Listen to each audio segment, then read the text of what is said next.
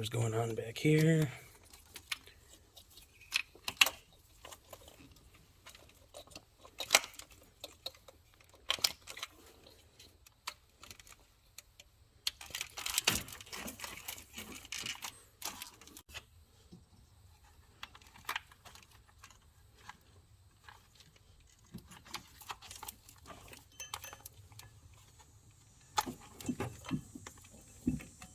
Alright, I'll put that behind the engine lift part. Get the synths.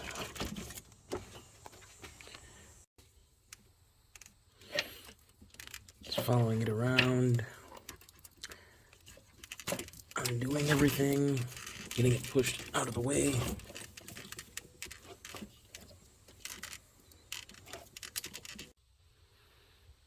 Now we got some more hoses we can get out of the way. Yeah, I needed 2 hands to wiggle this hose clamp back, so get it as far back as you can. It's going to take a little bit.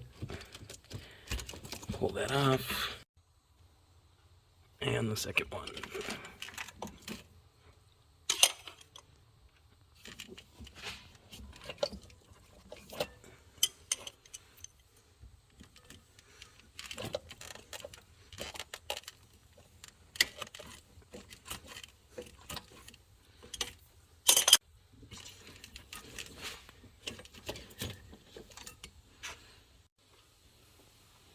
Couple of grounds over here. First one's 10 mil. Next one on the other head is an 8. And I am going to put this little bolt back where it came from. Even though this motor's coming out, obviously I'll have this motor sitting on the ground or stand for reference. So when I'm putting the new one in, I can just take the bolt right out of there and know where it goes on the new one. Alright guys, coming back around, I'm going to take the starter out. Looks to be a 13mm again for the look on the back.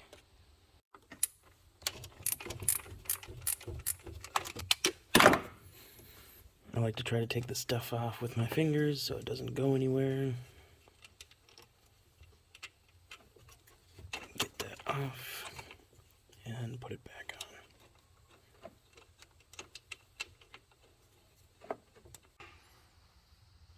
And that second lug down there is a 10 mil, but it's in a little bit of a tough spot. I'm not going to waste any time on it. I'm just going to take the starter out. 13mm on these. Deep well to get over that stud in the back.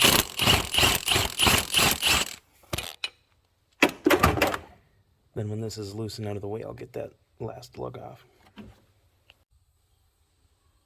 Our starter bolts are out. I'll just bring this lug up to me, get my 10 mil on it, and I'm glad I didn't waste any time fighting it down there. So with the starter out of there, the next thing I'm going to try is getting the exhaust manifold bolts out. So it's going to start with the heat shield. There's 3 8mm bolts on top here that I can see. 2 and 3. Right, so now it popped and it's loose on there. Now what you're going to have to do is get it up over the sensor wires and push it over there because there was a little lip that hung down. Pull the wires through the bottom and then I think you should be able to pull the thing out. So we got the wires down through the bottom side of it, pulled the connector through, and there's a lip on this side of it. So how I'm going to get it out is I'm going to push it down towards that side where the lip is. Just like this. Bring it over, and that should give me enough clearance to just pull it out of there. And I am going to put these bolts back in. All 3 back where they belong, and now it's time to get some exhaust manifold studs out. I'm counting 3 on top and 3 on the bottom. They're 13mm nuts. It's a good idea to spray some PB Blaster on there just because they're so rusted, and we'll come back when I got them done. The manifold is free. Luckily 4 of the 6 came out nut and stud together. 2 studs are still in there. I'm going to try to take them out with the hex head Not sure how well that's going to work since it's in there kind of tight. If that doesn't work, I'm gonna put 2 nuts on one stud and then hold one tight while you try to ratchet the other one off, and we'll see if that does it. I'll show you what I'm talking about here in a second. So the heads on these studs are 5mm, and I'm going to give that a try first. Surprisingly, this one broke free right away. And the bottom one too, man, it's my lucky day.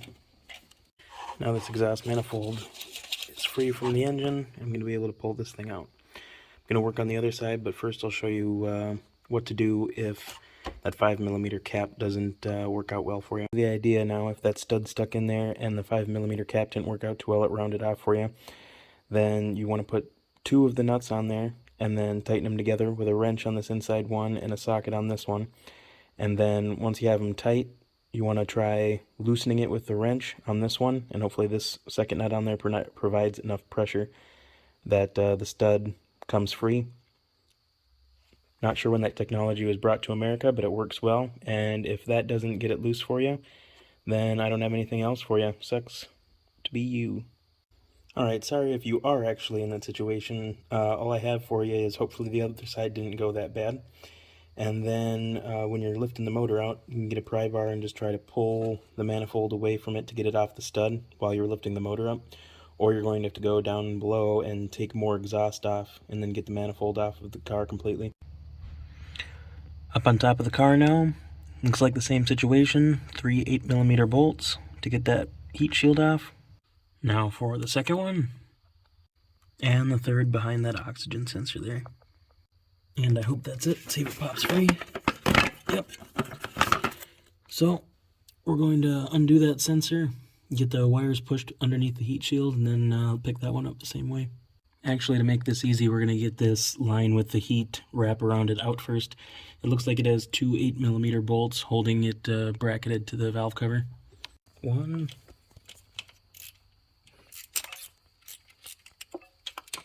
And 2. And we'll get these brackets off the studs. Get this line out of the way. And we should be able to just pick this shield up.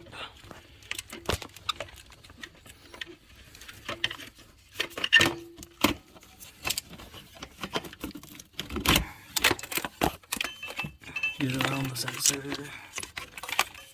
and out of the way. So I'm going to get these bracket nuts back on these studs.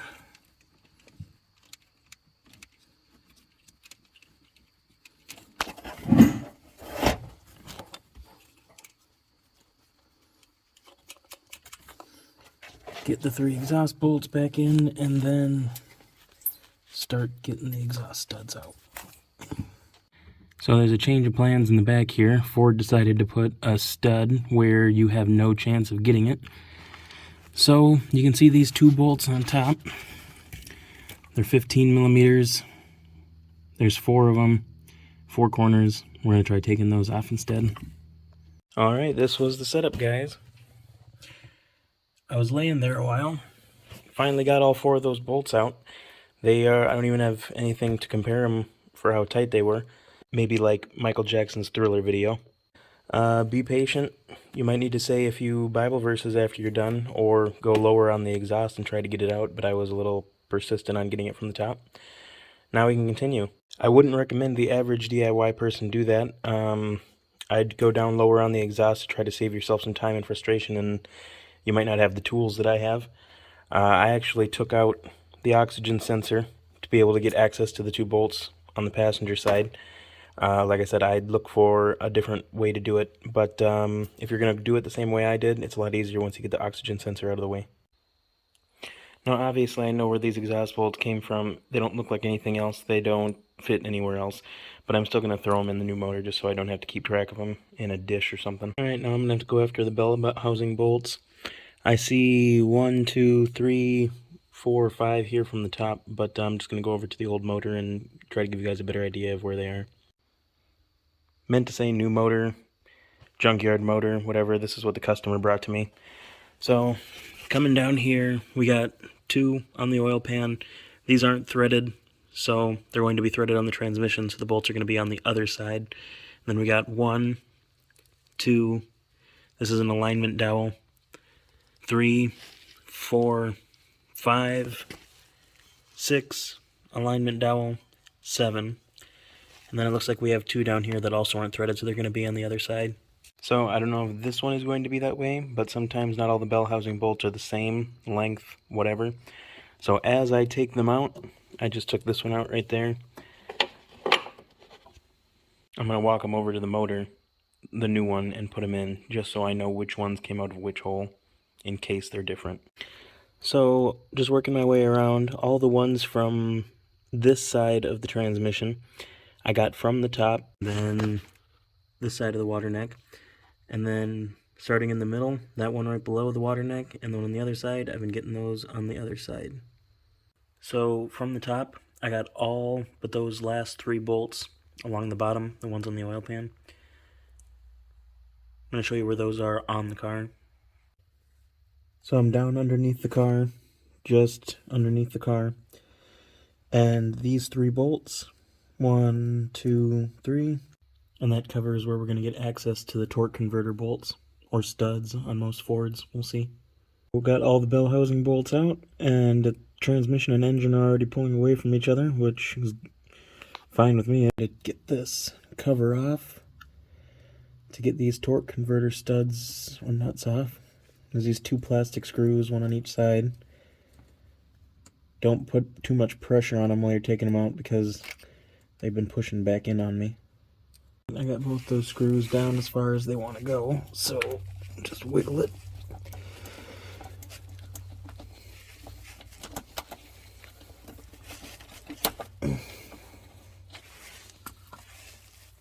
Ready to turn the motor over and get all the torque converter bolts or nuts off, whatever they are. And this motor I think is locked up, so it's not going to do me much good, but to be able to turn the motor over easier, you can take out all the spark plugs. And since this motor was running good before it locked up, the internal water pump I think started leaking and all the coolant mixed with the oil. These coil packs are probably good, so I'll send them along with the customer. If I'm having problems with the new motor, swap them over. 8 millimeters.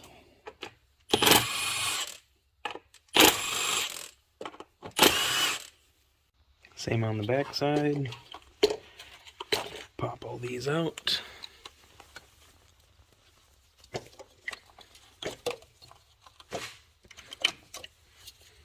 And get these spark plugs out.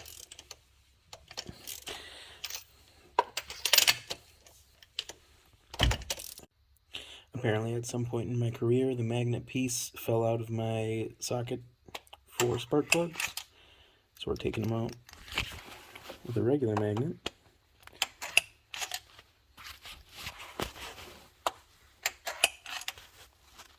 Now these look like they've served their time, but I'll set them aside for diagnostic purposes just in case the new motor isn't running 100%. If on this motor or the other one you don't want anything to fall in there, or you're worried about it, or it's going to sit overnight or whatever, you can go ahead and put the coil packs back in because it has this seal that goes around here, and then you don't have to worry about putting a rag or anything else in there and having anything else fall into the motor. Back at the motor to see what I'm dealing with inside the car. It looks like I have 3 bolt holes that actually matter. Those other holes I'm not sure what they're for. So I'm back up in where the starter was, and this is the easiest place, it looks like to me, to get something in there to turn this over so you can get the torque converter bolts out. Pry bar or screwdriver, whatever you have, just get in the teeth here and turn it around. He told me this motor was locked up, and if you're in that boat, you might have to just pull the whole engine and transmission out and pull the torque converter off with the motor. There's no room to do that inside the car, but I'm gonna try wiggling this back and forth with a pry bar, the long one, see if I can get it to break free enough to get this motor out. Now if you haven't already gotten the car in neutral so you can turn the motor over freely,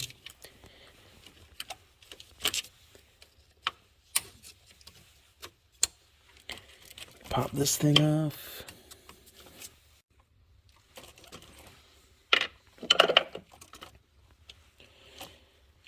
That's for the linkage.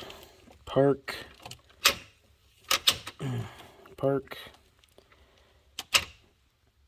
Reverse. Should be neutral. And now you would be free to turn the motor over. Back underneath the vehicle now. Apparently my luck's changing with Fords because I did get it to brake with the longest pry bar on there. Didn't sound too pretty, but now it moves a little freer than it did before. So the bolts in there, I can't get a good view on them. There we go. They're 18 millimeters. And got it to the point where I can get this one out. Like I said, 18 millimeter, and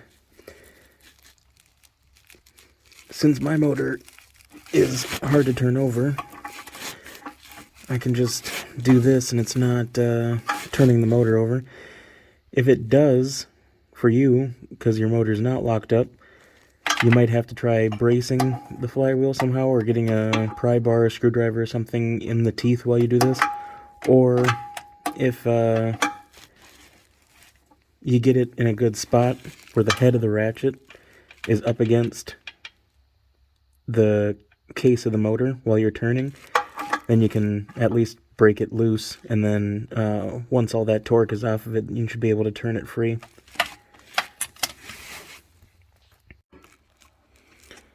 Got it loose enough to get it the rest of the way out by hand.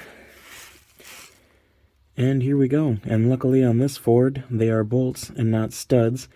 That will make it a lot easier to get the engine out through the top. Usually when the studs are on the torque converter, it doesn't allow you to get far enough forward. If you have a car that has studs, model year before, or whatever it happens to be, if you loosen up the transmission mounts and jack up the transmission while you're lifting the motor out, usually that's just enough to get it to pick up and go past the studs. But I don't have to worry about that in this case, which is nice. So back underneath the vehicle for a couple things. Eventually I want to get this AC compressor out of here. I want to detach it from the motor instead of taking the lines off, so I don't have to recharge it or anything. I'm going to get these belts off so I can turn the motor over easier. And to do that, there's a tensioner right behind here in the wheel well. So there's just a couple of these little pop rivet things to take out, just to give me access to get back there. I think one here, one up there should give me enough to bend this out of the way and get something on that belt tensioner. Alright, so nothing fancy here. You pull this top piece out, pry it out first with a flat blade screwdriver or whatever it takes, pliers to pull it if it's kind of stuck like this one was. And then after that comes out, then you can get a screwdriver, something flat behind this piece, and pull that out. The idea is just to pull that rivet out so it lets you compress it enough to pop it out. But anyway, with just those two out, I can get back here and get to that tensioner right there, try to get a light on it.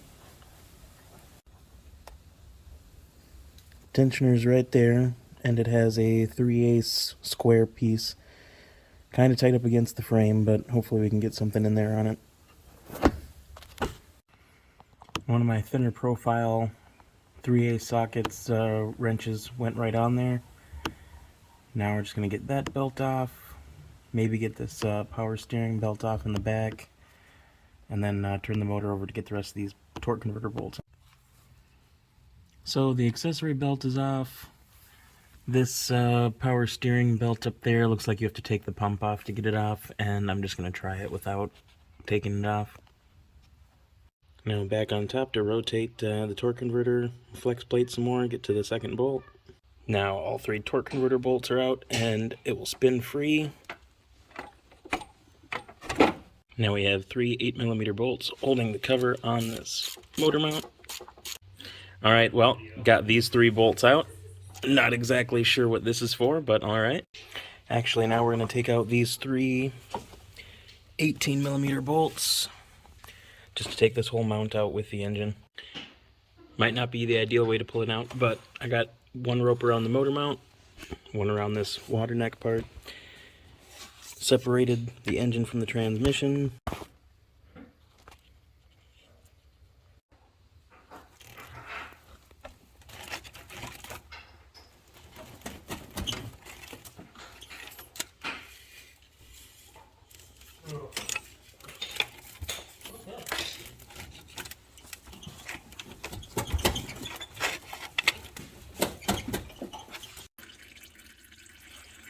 I almost forgot, there is one 15mm bolt right there that is holding this longer half shaft to the engine. And the first one is right here, and there's actually a second bolt up where that black socket is. I can't really get a good view on it, but it looks like there's two bolts holding that in there. And there's one 13mm bolt right up there that appears to be part of the equation. Now I apologize I didn't get this part on camera because I haven't run into this one before, but there's a piece on the torque converter that goes directly into the crank, probably for positioning, extra positioning, I don't know, haven't seen it before. Anyway, to get the flex plate and the crank to separate besides the three bolts, that was rusted, and I had to spray it, and then I had to go in there and I had to use something to kind of pry it apart from down here. That's a pain, never seen it before, don't really want to see it again, but that's what I had to do. Sorry I didn't get it on camera. Couple 8mm bolts to get this expansion tank out of the way. Motor's up on its way out, and now that the air conditioner bolts are past the frame rails or subframe rail, whatever you want to call it, I'm going to take the air compressor off and just let it hang down there. As far as I can tell right now, I see one 13mm bolt up here, and then I think there's two 13mm or 15mm nuts on studs in front of it. Walk over to the new motor to put that bolt in I just took out and show you what I'm looking at. So yeah, that's the long one I just took out of the back, and then there's these two. Luckily the top one was also a bolt, and now we'll go after the bottom one. Alright, so got this nut off, and there is a bracket that is between this nut and the AC compressor. So, I mean, obviously just have to slip that off. I'm going to try my luck at getting that stud out of there. Don't have high hopes for it, but I'm going to try. It's 5mm, just like the exhaust studs. So probably too dark and hard to tell, but all three of the bolts and studs are out, and I pried the AC off of the engine, so it's just hanging there and I won't have to recharge it or anything. System's still sealed, and then when I drop the new motor in, I'll just put the AC compressor bolted on the new motor. I'm picking this thing up, I'm checking all the wiring, making sure that I didn't miss anything, just like that ground there. Don't exactly see what it's connected to, but I'll figure it out. In the back, just going around and making sure as you're lifting that nothing is getting tight. This is staying at about the same tension. None of the wires are getting tight, nothing on the motor is binding up. Just do the rounds, make sure that nothing is getting caught while you're lifting this thing out.